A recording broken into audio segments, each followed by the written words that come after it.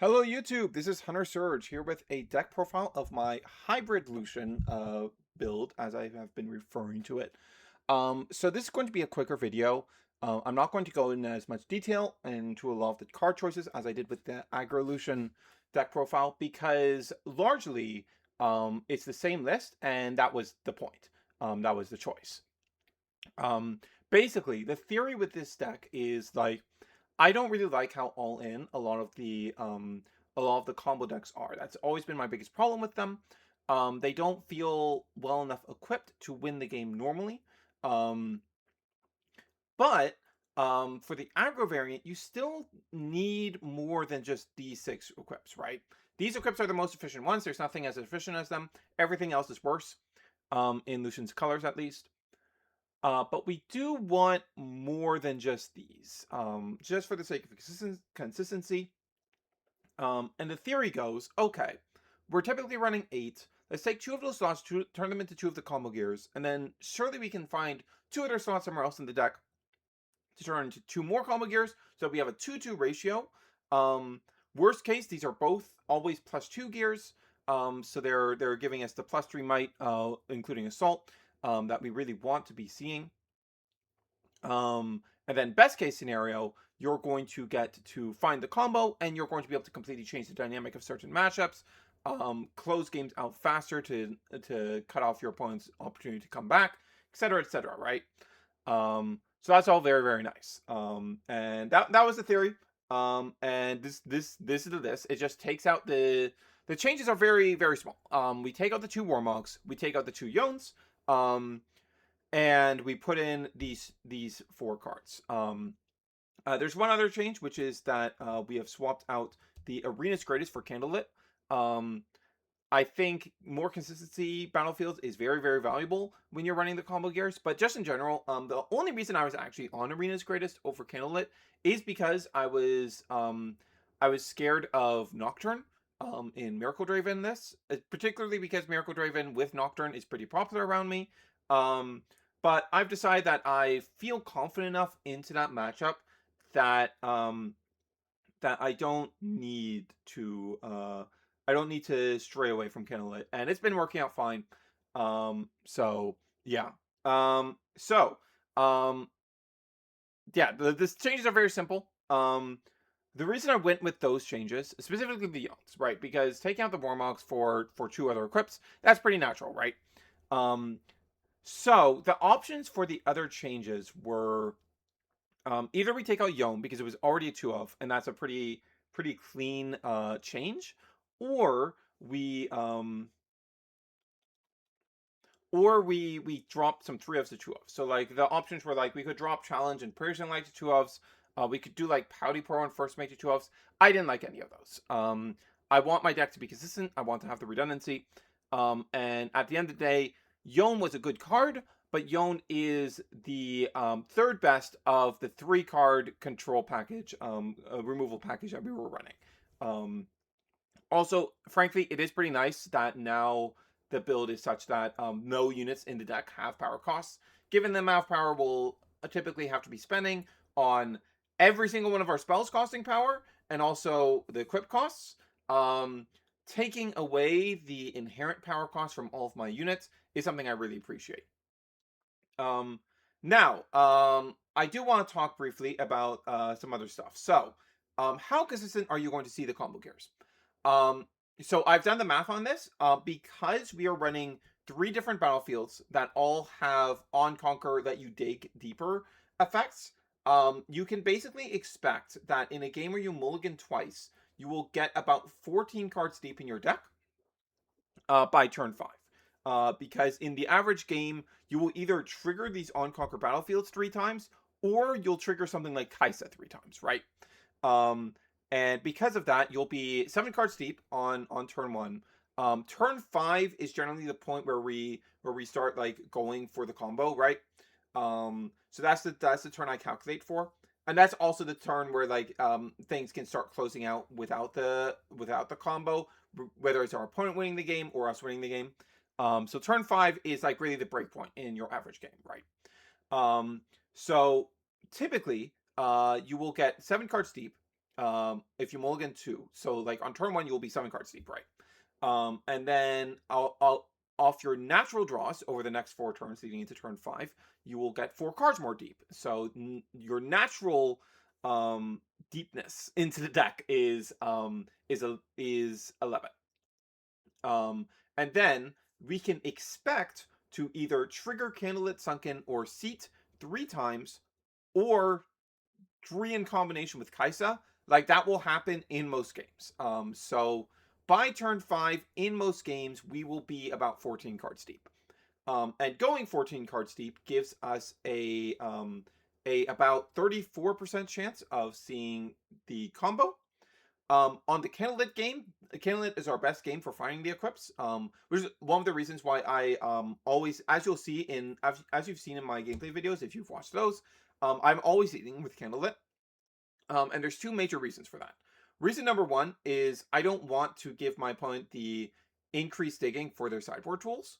But reason number 2 is that it makes sense for the game that we are going to be able to find the combo most consistently also be the game where they almost certainly will not have access to their thermal beam. Because that is the pre-side game before they bring in any gear hate is the game where the combo is most likely to work just completely unimpeded. So making the game that we are most consistent at actually finding the combo be that game 1 is something that I might think makes a lot of sense. On Sunken and Seat, I was always going game 1 Seat of Power before and going second Sunken Temple. I'm kind of undecided on where to position these. Because the theory for going second with Seat is that you're never going to get the effect of Sunken Temple on your turn 2 going first, like unless you do double equip, and that can be pretty bad in most scenarios. And if you go second, you can go Lucian, equip with it on your turn 2. It's now at 5. You can now trigger Sunken Temple, right? But on the other hand, there's a really nasty going second line with Seat of Power, where turn 1 you develop Lucian, and then turn 1 you develop Lucian, and then turn 2 you accelerate Kaisa. Kaisa goes into the battlefield that isn't Seat, you draw a card. Lucian goes into the battlefield that is Seat, you draw a card. Lucian readies, moves back out, and we're able to take Seat again on the next turn. And that's really, really good. Every time I've pulled that off, it's felt incredible. This is a bit fluid, to be honest. If you do want to go for that line, it is a bit fluid whether that's going second battlefield or not. Because, for example, mid-range Draven players really like to use Obelisk on their going second game. So if we can read that and we take Seat going first on that game, we can pull this off using their Obelisk against them, which is really, really fantastic. Feels really good. And like if you can read the Obelisk, then you can do that going first. Otherwise, it's going to be going second. And it's how much you value that line that decides whether you go Seat for second or Sunken for second. I think they're both pretty interchangeable in that role ultimately. So either really works. What else is there to really say? I will note that the 2-drops actually do help a lot with combo stuff, because 2-drops are really easy to like get on the board, weave into your other plays. Like, it's really easy to have an additional 2 energy to just drop one of these. And that can help a lot with having the excess bodies to beat Cull, of course, but also mean that, okay, if you like Hidden Blade, my unit that has the combo gears on it, I'm just going to equip them to the next guy I have back in base, and swing in again. Another thing is that while like the 4-point swing with the gears is really, really powerful, what I actually find much stronger about the combo gears is that if you have the tempo right on points, if you're in a position where if you keep getting points every 2 turns, getting 2 points every turn, you will win before your opponent does. The combo gears allow you to do that while ignoring one of your opponent's battlefields entirely, which makes it much harder for your opponent to actually stop you. It is very, very difficult to stop you from getting 2 points a turn if you can just ignore one of their battlefields and get that same result. If you only need 1 unit to get that result. That becomes very, very difficult to stop, especially in a deck with 6 Accelerate units, Legion Rearguards to go, 3 First Mates, and 3 Relentless Pursuits. Um, I I really like one of the biggest reasons I ended up dropping Yone is that 3 piercing like 3 challenge is so good. Yone is a good card, but it's just not as good as these 2 cards, especially into answering Draven early in the game and taking an early lead. And I don't think there's all that much else to say. The sideboard is the same as it was for Aggro Lucian. Let me just pull it out real quick. It is still a simple 2 Auction, 2 Bryn here, 1 Punch First, 3 Pharaohs. These come into like every non-purple matchup. These are great into like gear dependent decks, like stealing Vanguard Armory, stealing Guardian Angels, stealing Aurora. That's not too likely to actually happen because the best Aurora builds are the orange-purple ones. However, if you're fighting something that isn't orange-purple, you'll just get to do this without any concerns because they can't sabotage it out of your hand and they don't have Mind Splitter if they're not in orange-purple. But regardless, third Punch First because there are matchups where you just need to see Punch First very reliably, and sometimes you'll need to see multiple of them. Those are matchups like Aurelia and Miracle Draven where you really want that to happen. So having the third in the sideboard has been important for me. And then 2 Bryn here. This is largely coming in against Aurelia. It really helps us close out games, but it can also be useful into Draven. Like purple in general, it can be pretty useful into because so much of their interaction will not work until you enter a battlefield. So you can just completely shut off whatever they have ready for you. And that can be a really big deal, especially into Miracle Draven. Like ensuring that your turn where you like clear out all of their built up might goes through can be a really, really big deal. So I like Bryn here for those matchups.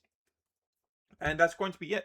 If you want any more details on like the specifics of any of these cards, I suggest going and watching the Aggro Lucian deck profile. I already did. Basically, all the theory is the same because the theory of this deck is we want to have as much of that Aggro Lucian game plan, as much as our normal game plan intact as possible, while having the ceiling of the combo gears available to us. Yeah. Also on battlefields, I just don't like Fluffed and Obelisk at all. They are not helping our consistency, and as a deck with very little draw power, I think battlefields that boost our consistency are more important than anything. All right, that's going to be it for me. This is Hunter Search signing off.